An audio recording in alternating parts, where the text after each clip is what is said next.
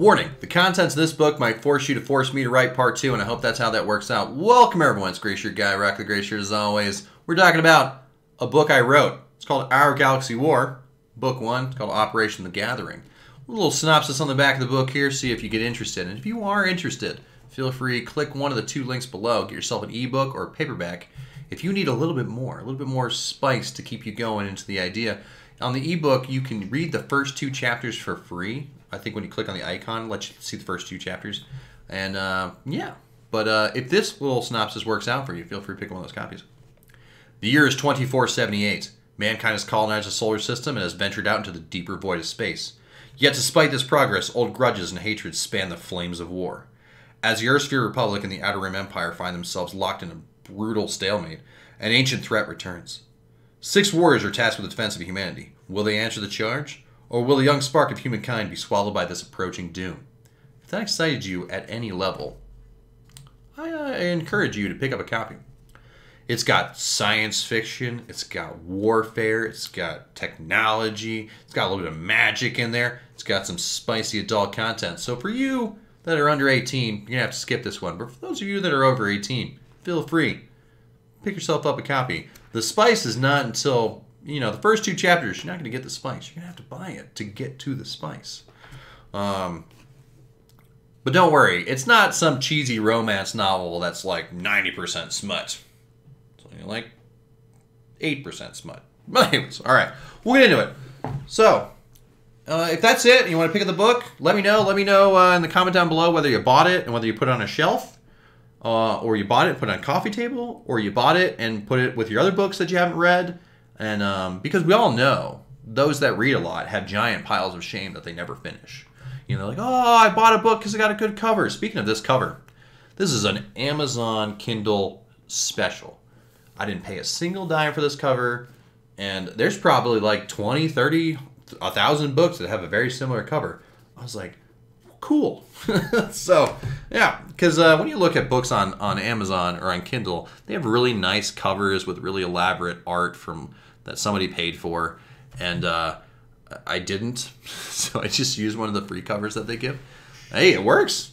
Yeah, all right. But let's kind of get into it. So when I was in middle school, I got the idea that I wanted to write a book, and then I probably went home and watched Dragon Ball Z or something. I don't know. It didn't really go much further. But then in high school, I wrote the first part, the first the origin story for this book. Got about like 140-ish pages. And then, as one does, I met a girl. We dated for 2 years. She was really into like artsy theater and writing and poetry and vampires. I'm molding a specific caricature of my first girlfriend. But I was kind of really straight and narrow. I always wanted to pursue a certain path in my life. I was hoping that she was going to follow me, but we parted ways mutually. It was fine. I joined the military out of high school. A lot of reveals in this video. I never really talked about what I do for a living. I kind of like to keep those separate. But joined the military out of high school. Been around the world. Been all over. Some of you who have checked a couple of videos on the channel might have seen that I have been to multiple countries.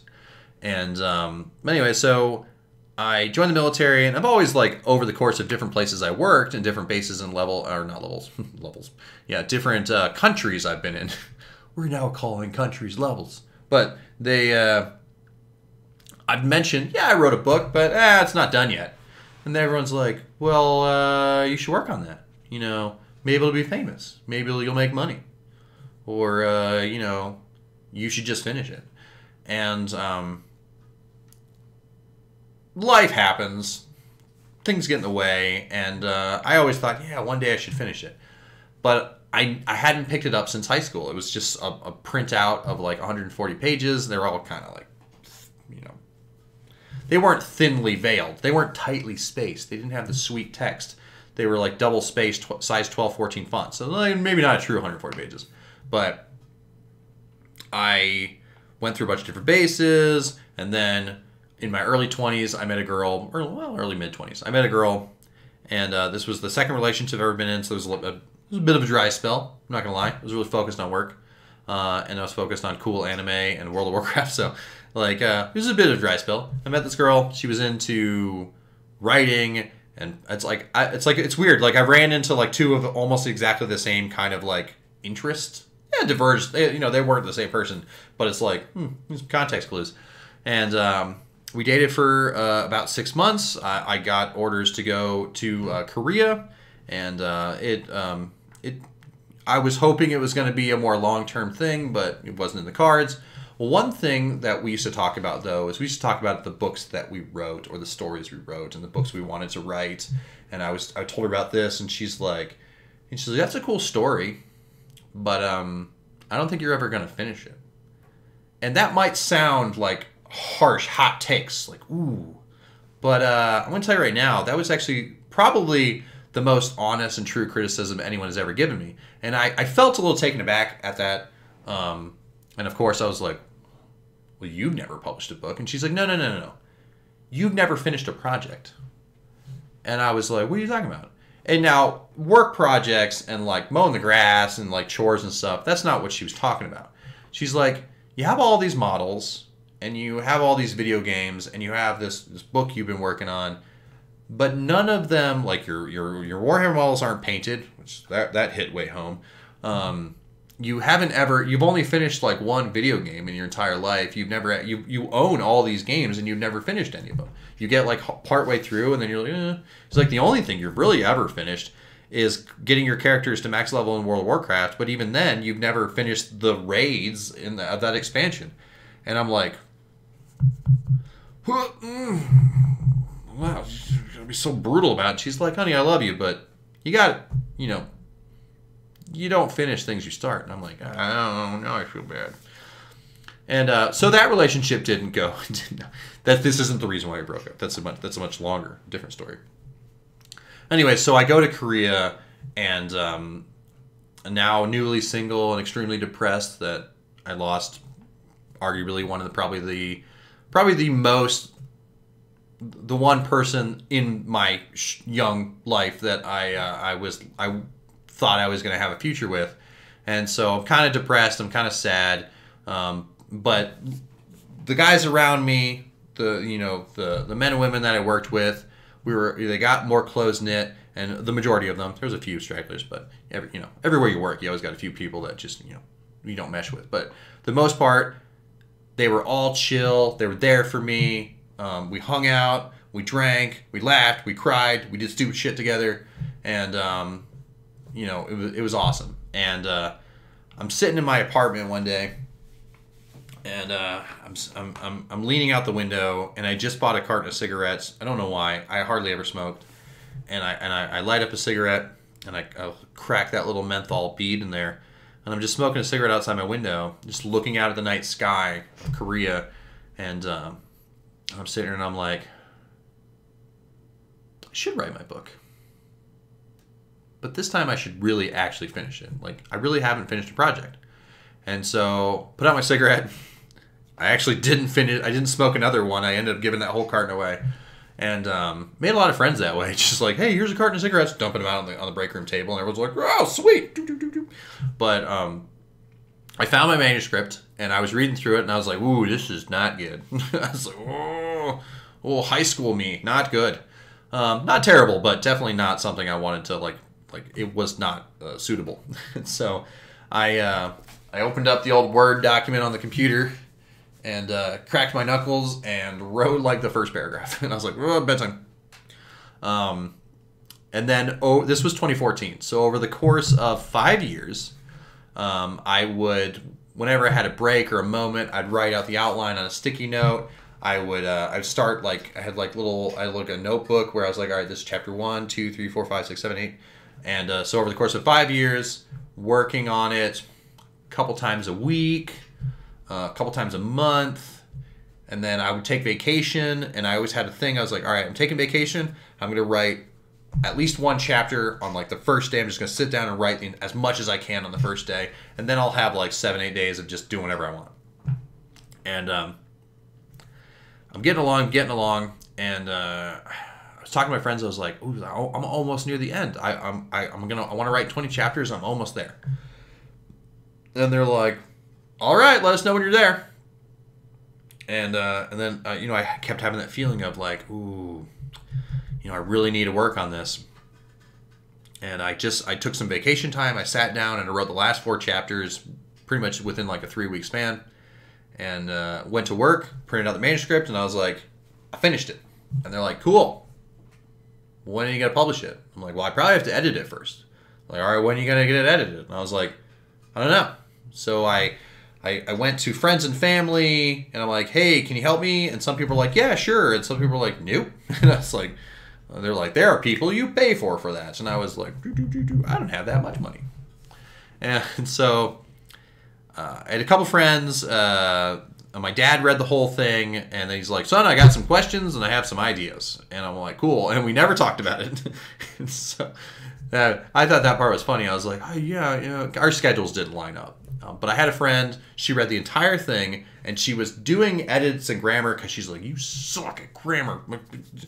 You wrote shower, but you wrote it like rain shower. And like, not like the fall. She's like, showers don't fall down. It's like, And just like other random things like, why is this sentence both present tense and past tense at the same time? Also, why is this almost sounds like first person, but it's not. Like, she's like, also, you used the wrong your like 3,000 times. I'm like, I'm sorry. So, but she goes, although, aside from that, it's a good book. I like the story. I'm like, thanks. So, she was going to send me the edits, but then something happened, and so, like, she lost them. And I'm like, oh. And so this was 2019, and I had to move again, and I got really busy, and just 2 weeks ago, I'm sitting doing a feedback session with my new boss, well, relatively new boss, and we're sitting down, and he's like, oh, I noticed you want to publish a novel. Oh, well, where are you at with that? And I'm like, well, I finished writing it. I finished the first draft in 2019, and I really got to like look into it. But like, I've asked a bunch of people, and nobody that I know has ever published a fictional novel. They've always, like, the few people I know have published like leadership nonfiction and like self-help type books. I don't know anybody who's ever published that, and I've asked around, and they've given me some points of contact, but like those points of contact aren't really replying. And so I'm kind of a little stuck. I don't really know what to do. And they're like, well, what about self-publishing? I'm like, no, self-publishing. That's no. I want some big name studio to get behind this. But then and he's like, all right, well, you let me know how that goes. And I'm like, damn it, I'm doing it again. I'm not finishing my projects. And so I'm driving home, and I sit down on the old Google machine, and I'm typing in like how to publish novel. And it's like, here are ways. And I'm like, all right. A lot of those seem really annoying. Like sending pitch letters in, getting rejection after rejection, not hearing anything for weeks and months, trying to find a publisher, or trying to find an agent. And some of those are a little faster. A lot of money involved. A lot of, like, I don't know if someone offered me a contract. What am I supposed to do with it? I don't know. Like, there's a whole lot. I'm reading. And then I watched some YouTube videos, and I ended up looking at Kindle Direct Publishing. And it was like, yeah, you just fill in your information for your bank account and some of your tax information, and you upload your manuscripts, and you pick a cover, and you hit publish, and we review it, and within 72 hours, here you go. And so I was like, all right, okay. Well, I should probably read it once before, one more time before I do that. So over the previous 2 weeks, I have just been coming home from work and then just reading, and like reading. And I read into this microphone here because I discovered one way for me to at least cover a vast majority of grammatical errors or sentence structure, or kind of where I wanted that page or whatever to go, is for me to read it into the microphone. I feel a lot of people kind of either they hear a spoken word on like an audiobook, or they read maybe I at least when I read, I talk out loud. Very rarely do I just quietly just read. But for me, it sounds easier if I'm reading it out loud. So if the content of the book sounds a little different, it's mostly because I read it and then I'm like, oh, that's not what I'm trying to say. So I read the entire thing into my microphone out loud, and no, I don't have that audio. I did not save that audio. But and I went through and I fixed a whole bunch of stuff and finished it, upload the manuscript, messed up the manuscript, had to fix it again, had to upload it again. I think I uploaded the ebook like 3 times. I uploaded the paperback twice. But yeah, and there we are. Like, it's out there. It's for anybody who wants to pick it up to pick it up. But there was a few things that I ended up doing that I didn't know. I wasn't aware. So when you sign up for, there are other self-publishers out there. There's plenty of them. But if you use like Amazon KDP, that's Kindle Direct Publishing, you put your bank information in there. And I'm starting to read around, and people are like, well, if you do self-publishing, you really need to have a separate bank account from like whatever your other job is and your books. And I was like, okay. They're like, hey, you should get a business bank account. I'm like, okay. So, and the process to get a business bank account is not that. So I called my other bank. I'm like, you guys do business bank accounts? And they're like, no. And if the system suspects you're using your account for business, they'll shut your account down. I'm like, ooh. Okay. So I found another bank that did business accounts, and there are a bunch of banks do them, but a lot of them have monthly fees. So I found a bank that didn't have monthly fees, and I went to open an account, and they're like, all right, well, we need your IRS your IRS identification number, not your social security number. It's a different number. And then we need your state registration paperwork showing that you have a business within the state. And I was like, "Ooh, all right." So I went to the IRS website. I got my identification number for being a sole proprietor for being an author, and then I went and got my state certificate, which is you got to buy a form, you got to get it notarized, and you drop it off to the recorder's office, and then they record it, and they're like, "All right, cool, there you go," and submit those to the bank. Bank's like, "All right, cool, good to go." Then I upload all the information to Amazon, and Amazon's like, all right, you're good to go. And I'm like, what do you do now? They're like, well, upload your manuscript. I'm like, okay. So I put it in there, and it took me this whole past weekend to like get it all sorted out. And yeah, so it was live on Monday morning. The paperback, the ebook was live Sunday. The paperback was live on Monday morning at like 3 o'clock in the morning. And so at like 4:30, I ordered this. And it's Wednesday now, and it showed up. And it's funny because like the picture on the back it's got like my face on there. It's really good resolution. Like it's good resolution, good color. Everything's like this. I don't know what DPI this printer prints at, but it is really good. And so the way Amazon works is you get to pick the price. So for like the ebooks. And this isn't like an industry secret. You can go on their website, make an account, and like or whatever. So when you make an ebook and you upload it, you get to you put whatever content, whatever description you want. But then when you price it out, ebooks you get 70% royalty if your ebook cost is between a certain amount. If you want to charge more for your ebook over a threshold, you get way less royalty. And so I set the price for $4.99 for the ebook. And so I get a certain amount. I get 70%, well, 70%-ish of that. And then the paperback, though, is they go, all right, this is the size paper, this many pages, plus cover, plus what cover style you want, plus the page style and whatever. It's going to cost this amount of money to print the book. And so, all right, so you want to set a price that's above the cost of printing. And you want to set and then there's a percentage. A paperback has a lower percentage of royalties, probably because of physical shipping and everything. So you want to set the price to where you cover the cost of printing, plus you make a quasi decent marginal profit from the royalties, and so that's why the paperback is more expensive generally than the ebook, and yeah, and so I didn't know how it worked.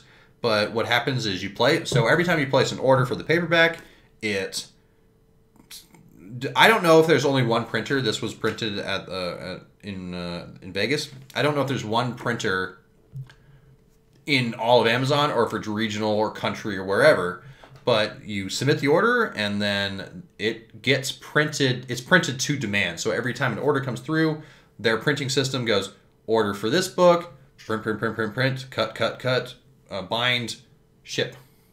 And so there's no inventory that I have to worry about. Also, if you have inventory and you sell it within your state locally, you technically selling retail goods, and you have to report that and profit and receipts. And so it's like, I'm just gonna let Amazon do all my sales for me. I'm not gonna do that.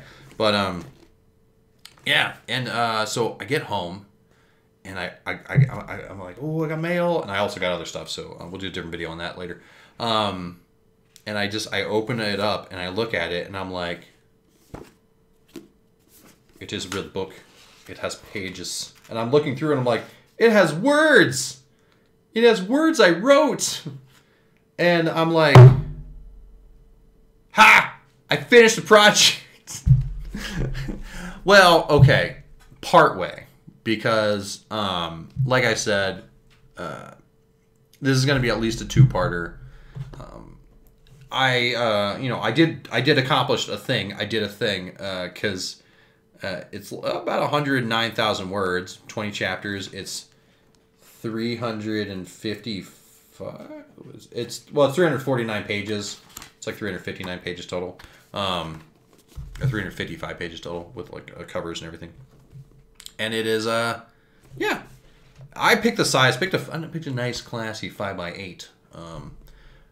I was gonna try to pick a 4.3 by 7.2, but they don't go that small. I think this is the smallest size they go. And yeah. So this is part one. I have a rough idea of where I want the story to end for book two. However, along the way, I'm actually not 100% sure every intricate interaction between all the characters. Clearly, for it to be, a nice meaty chunk of reading, I have to, I gotta get a good 20 plus chapters in there. And so I know where I want to end it. I know where I'm starting, because clearly I'm going to start continuation. But I haven't really nestled all that down. And so as far as when book two is going to be worked on, I'm not 100% sure. Book one took me 5 years to write. Hopefully I can do book two in a shorter time span, and we'll just see where we go. Currently I'm working on some college and some schoolwork, and so that always takes, all of those pursuits trump the hobbies, so just a little bit less time. And I do enjoy my sleep. Speaking of sleep, I should probably wrap this up. I'm going to record another video, and then I can actually get some sleep. So I hope you guys enjoy this little quick synopsis, little deep dive. And if you are out there and you want to write a book, or you've written a book, or you're almost there, you're almost done, just do it. Just keep going. Just chug along. A paragraph at a time, a page at a time, an idea at a time. Just keep moving forward, even if you're only moving baby steps forward. Because when I got that hard punch to the soul of you never finish anything you start, it's the small snowball. It's a small snowflake. It's the role of she's right, they're right. I don't ever finish anything, and this was me going, I need to do it. And the funny thing is the catalyst to that was my first Warhammer army I ever painted. And when I finished that, I was like, awesome. And then I looked at the mountain of other stuff, and I'm like, all right. And so finishing this, I'm like, awesome. And then I go, I got more. So, yeah, such is the pursuit of life, I guess. Anyways, I hope you have a great day, and I'll see you around. So, goodbye.